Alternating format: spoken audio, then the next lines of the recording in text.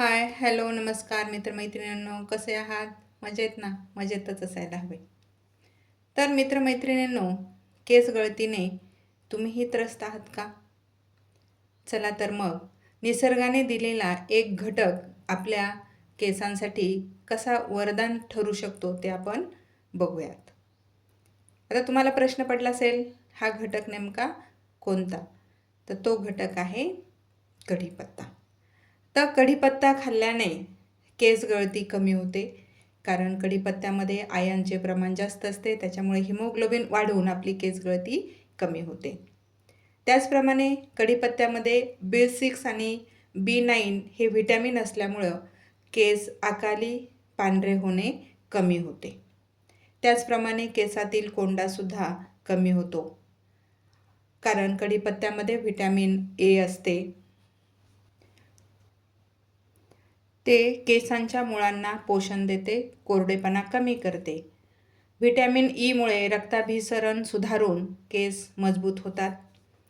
कॅल्शियममुळे केसांच्या मुळांना मजबूती मिळते. अँटीऑक्सिडंट्स व ॲमिनो ॲसिड्समुळे केसांना नैसर्गिक चमक येते. तर अशा प्रकारे कढीपत्ता आपल्या केसांना वरदान ठरू शकतो.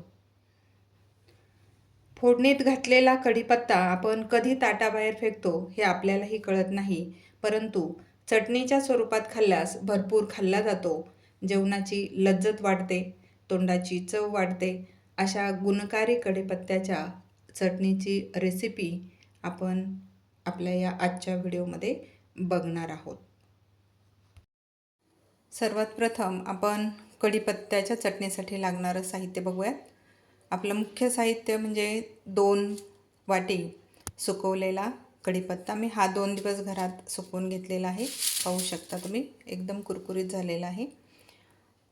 त्यानंतर 2 चमचे धने, 1 छोटी वाटी फुटाणे, त्याच आकाराची 1 वाटी शेंगादाणे, 1 चमचा काळी मिरी, 2 हिरवी विलायची, अर्धा चमचा हळद, 1 चमचा जिरे, थोडा खोबऱ्याचा तुकडा,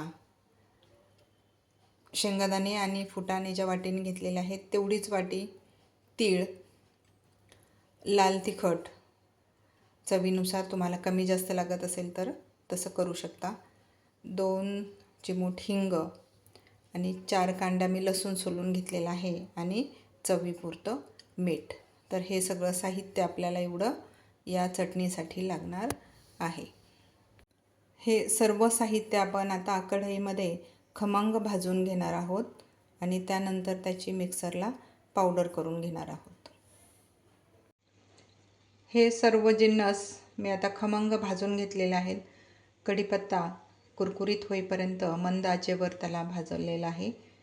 त्याचं पूर्ण मॉइश्चर निघून गेलेलं आहे. खोबरं आणि लसूण गोल्डन ब्राऊन होईपर्यंत थोडंसं तेल टाकून मी भाजलं. बाकीचं सगळं कोरडं आहे. आता आपण हे मिक्सरला वाटून घेऊयात. हे सर्व साहित्य आपण आधी वाटून घेऊयात. हे बारीक झाल्याच्या नंतर मग आपण सगळ्यात शेवटी खोबरं आणि लसूण वाटून घेऊयात. तर तुम्ही पाहू शकता, छान अशी ही चटणी आपली तयार झालेली आहे.